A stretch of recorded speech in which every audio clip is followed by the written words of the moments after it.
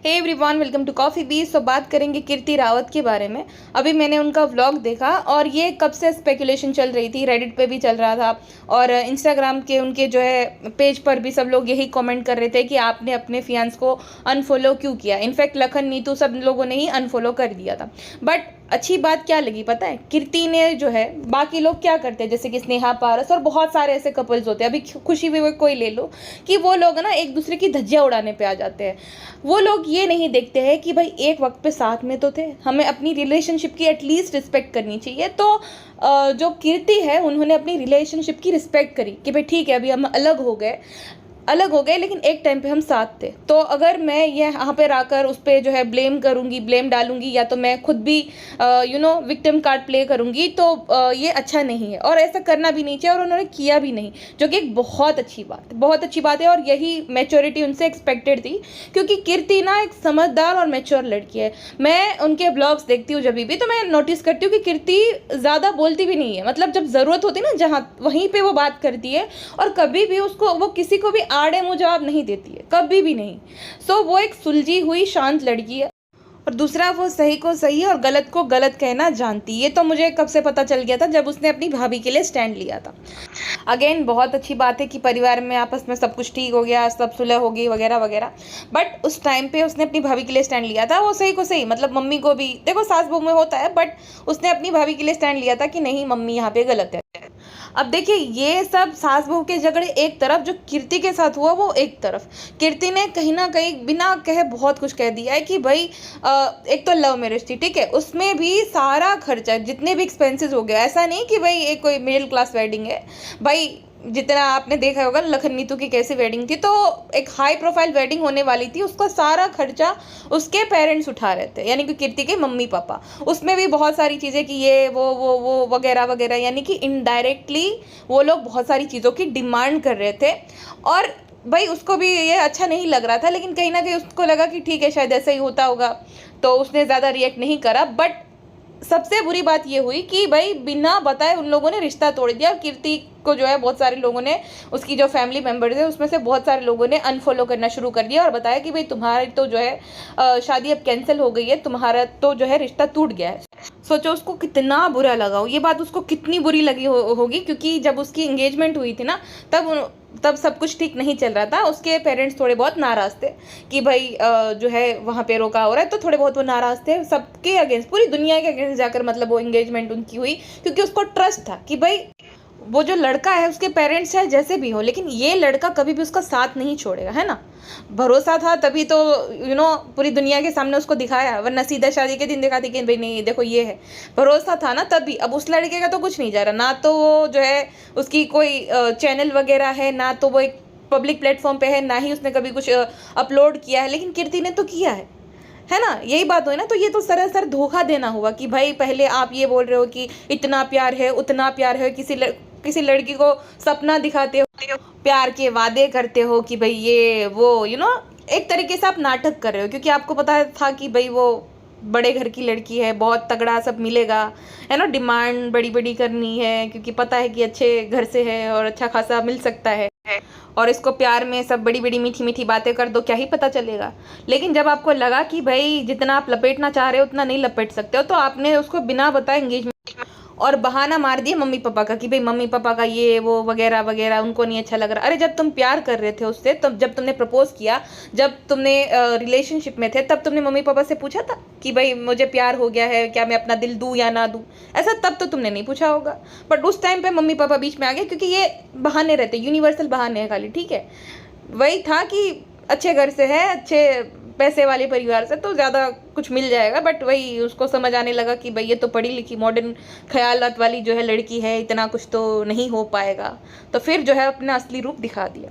कीर्ति ने बिल्कुल सही कहा था कि भाई जिस घर में लड़की नहीं हो ना, जिस घर में बेटी नहीं हो, वहाँ पे सोच समझ कर रिश्ता करना चाहिए, क्योंकि वो जो माँ बाप रहते, जो सास रहती है ना, उसके दिल में किसी और की बेटी के लिए और किसी और की माँ बाप के लिए ना फीलिंग्स नहीं रहती। उनको नहीं पता होता कि माँ बाप पे क्या बीते, उस लड़की पे, उसके माँ बाप पे क्या बीतेगी। उसके माँ बाप जब देखेंगे उस लड़की को रोता हुआ, तो उस पे क्या बीतेगी कि भाई जिस लड़की की आंख में कभी आंसू नहीं आने दिए, हर एक इच्छा उनकी पूरी की, कभी कुछ कमी नहीं आने दी, वो अभी इस हाल में है, मतलब एकदम टूटी हुई। उसके भाइयों को कितना बुरा लगता होगा।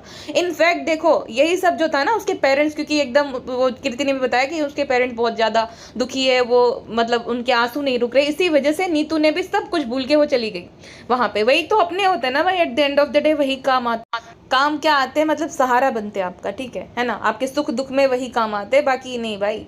बाकी बड़ी बड़ी बातें करने वाले कि भाई ये करो वो करो, वो नहीं काम आते। जैसे कि एक विवेक भाई जो कि बहुत मजे ले रहे थे, उनकी कंट्रोवर्सी जब हुई थी तब, वो अभी बुरे वक्त में काम नहीं आते, क्योंकि वो भाई वही है, खाली क्लाउड लेने वाले।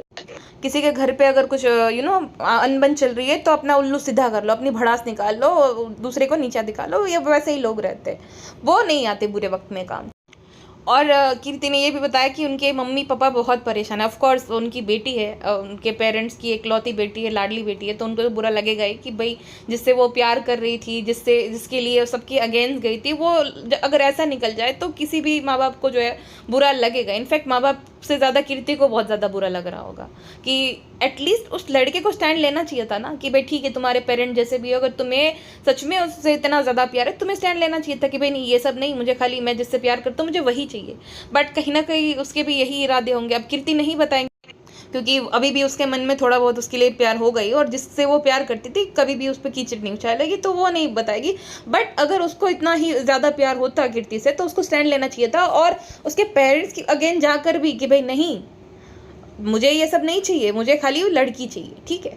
बट अफसोस उसके भी इंटेंशन इतने ठीक नहीं होंगे, जिस वजह से उसने ना तो स्टैंड लिया और वही कि अचानक से रिश्ता तोड़ दिया। तो ऐसे लोगों से बचकर रहना चाहिए। अपनी इमोशन जो है ना, वो भी एक बहुत बड़ी इन्वेस्टमेंट है, तो वो इन्वेस्टमेंट जो है सोच समझ कर करनी चाहिए, क्योंकि आजकल बहुत सारे ऐसे लुटेरे, मैनिपुलेटर, जो कि आपको मैनिपुलेट कर दे, प्यार प्यार प्यार, और फिर अपना असली रंग दिखा देते। तो ऐसे लोग बहुत बैठे।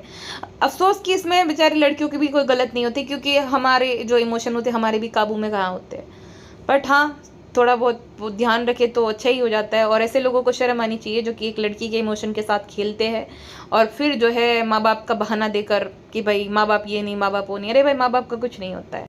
अच्छा, कोई ये बोल रहा था कि उनकी कंट्रोवर्सी जो थी उसको देखकर उसके ससुराल वाले अनकंफर्टेबल थे।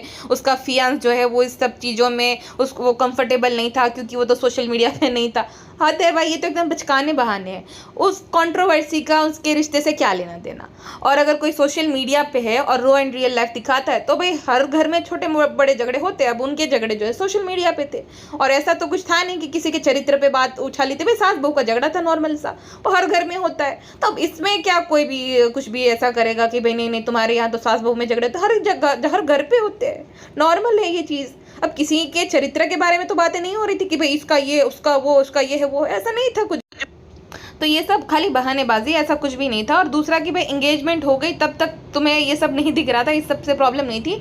शादी तक की जब डेट फिक्स हो गई तब तुम्हें ये सब याद आया। तो भाई ये सब प्लानिंग प्लॉटिंग के साथ होता है। ये चक्कर यही था कि भाई उसको पता था अच्छे घर से है लड़की, अच्छा खासा इसका भी भाई ये सेल्फ डिपेंडेंट है, इसका एक ब्रांड है, वो भी अच्छा खासा चल रहा है, और माँ बाप भाई वगैरह भी जो है अच्छे खासे, मतलब अच्छे खासे पैसे वाले हैं, तो लपेटेंगे।